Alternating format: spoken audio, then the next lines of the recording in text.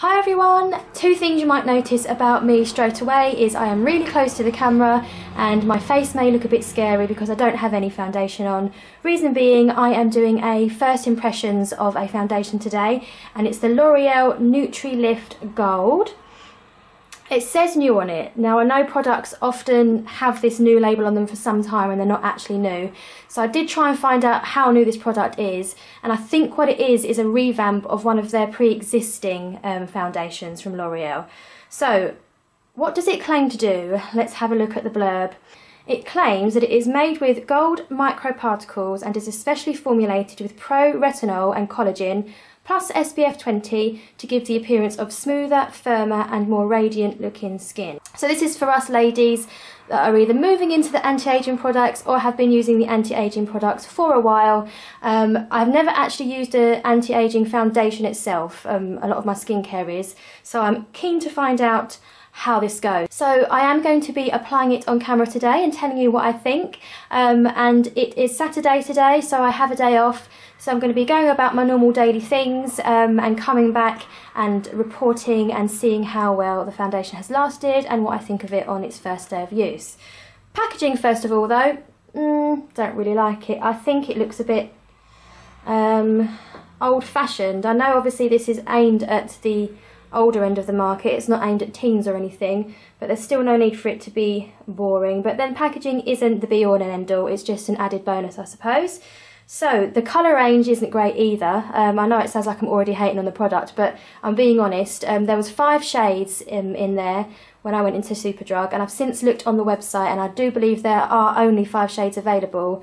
And the colour range was a bit odd. There were 3 very dark shades and 3 lighter shades, but none of the lighter shades were really light. I think I found one that does suit me. I do have quite fair skin, but I never end up going for the lightest shades in a foundation range because I've got a lot of redness as well. So I think I found one that will be alright for me, but perhaps the more fairer skinned or porcelain skin people would struggle. I've ended up getting rose beige, so it's quite a fair pinky colour, and when I brought it home and compared it to a few of my other foundations, it looks pretty similar, so I was quite happy that I've probably got a good colour match. So let's see how we go. First of all, I have put a primer on because I always wear a primer under a foundation, and I've gone with my Stila Colour Correct, which is the one I always use, so it's going to give me a fair idea of how it will fare up if I was to continue to wear it. And I'm going to be applying it using my Real Techniques Expert Face Brush because that's what I always use. So as you can see, the foundation does have some work to do with me. I have quite uneven skin tone, I've got dark circles under my eyes, I've got a lot of redness on my cheeks and around my nose, I have blemishes and scars on my chin, and this bad boy is something that appeared this morning, no, yesterday morning I think. I haven't had a spot on my forehead in my life, and of course the day that I'm going on camera with no makeup on it comes up, but it's going to give us a good idea of how much coverage this has. So I'm going to apply it the normal way I would.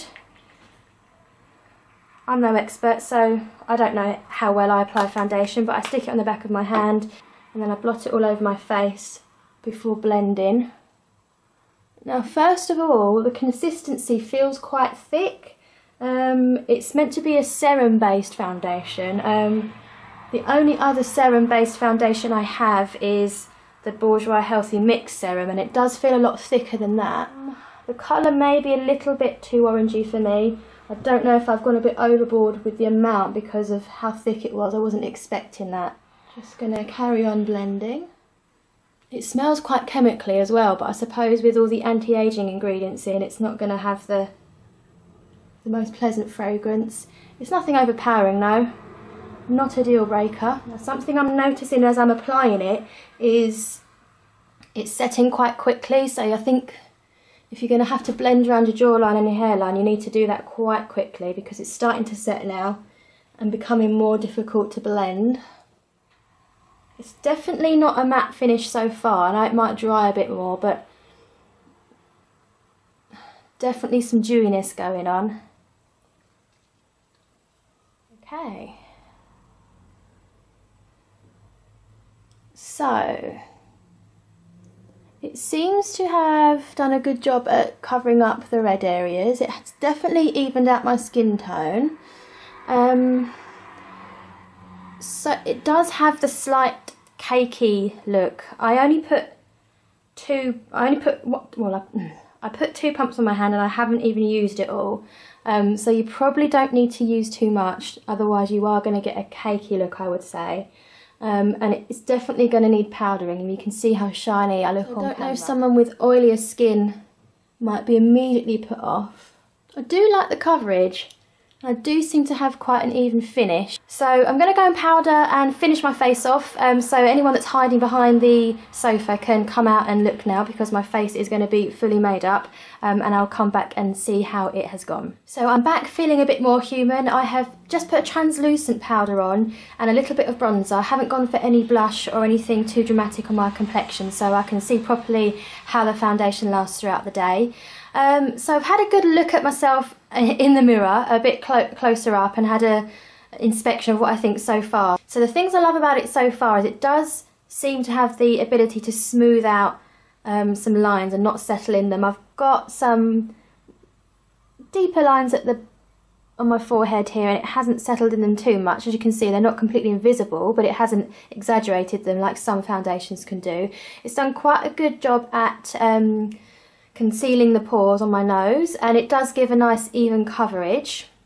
However, I do think the colour is too dark for me. If I was going to wear this, I would need to have some fake tan on. I mean, this is how it's dried on my hand, so you can see how dark it is. So it actually comes out a lot darker than it looks in the bottle. So the colour is a bit of an issue for me, especially as I don't think there were many lighter shades, maybe one lighter shade than this in the range. It does have it's quite thick, so it does, I can imagine would have the tendency to cake. It dries very quickly as well, so it's difficult to blend, and it's pretty shiny looking when you put it on, so you definitely need to powder, and I'm not sure how suitable it would be for people with oily skin. So anyway, that's my first impression so far. I'm going to go off and do what I need to do for the day. I think it's going to be quite a good test of the foundation today, because we're having a really humid day here in England. So I'm going to be filming some more videos. I'm going to be doing some boring housework, and I've got a couple of errands to run in town, and then I'm going out later tonight. So before I go out later tonight, I will come back and report and let you know how the foundation has fared up. So I'll see you later on. Hello again. So it is now about 5 o'clock, so I have had the foundation on since 9 o'clock this morning. So what's that, 8 hours? So I guess your normal working day amount of time. In that time it's been pretty hot and humid for the UK anyway, and I've been running a few errands, I've been editing and filming some other videos, and I've done a bit of housework. So nothing really high impact, no workouts or anything, but probably normal day-to-day stuff that you would want this foundation to withhold. And I think you will be able to see that it has lasted quite well. I've done no top-ups, no repowdering, and I really like the lasting effect of the coverage. There doesn't seem to be any patches disappearing. In fact, I would say it probably looks almost as good coverage as when I put it on first thing this morning, so that is brilliant. I do still think the colour is wrong. I know that's just me choosing the wrong colour, but the colour range wasn't great, so it was difficult to find a colour. And obviously I don't know how the long-term effects will be. This is my first try, but obviously the idea of it being anti-aging is that it does have anti-aging properties in it as well, that over time will improve the look of your skin. The other downside I would say though is it's a very thick foundation, so I do feel very aware that I've got something on my skin. I don't know if that may lead to pore clogging or breakouts, especially if you are prone to breakouts anyway. That would have to be found out with continuous use, but overall there's some good and bad points. It depends what you're looking for.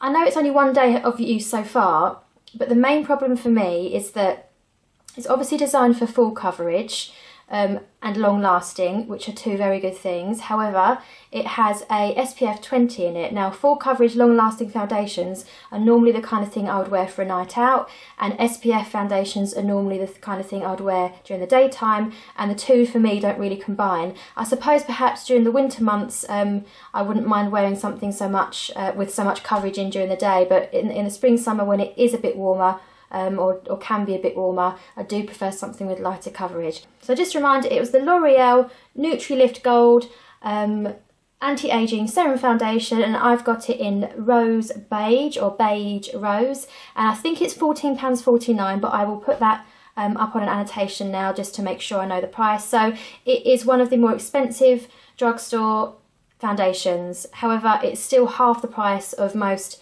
high-end foundations. So whether that's worth paying the money for, I suppose, depends on what you're looking for. But hopefully that little first impressions has been helpful for you. Write me any comments below if you've been using this foundation for any longer, and if you've got any more sort of feedback on how it works out. I will continue to give it a go. I might go back and see if any of the other colour matches are better for me. If not, I'll just make sure I've got a bit of fake tan on when I'm wearing it. And don't forget to subscribe. I will continue to post once a week, and I will see you next time. Bye! This is one of the newer products. I haven't been using this for a long time. I don't even think this was out last year. And it's the L'Oreal Nude Magique CC Cream. And I've got the anti-redness version. They've got several different types. I can't remember off the top of my head what they were, but my one is for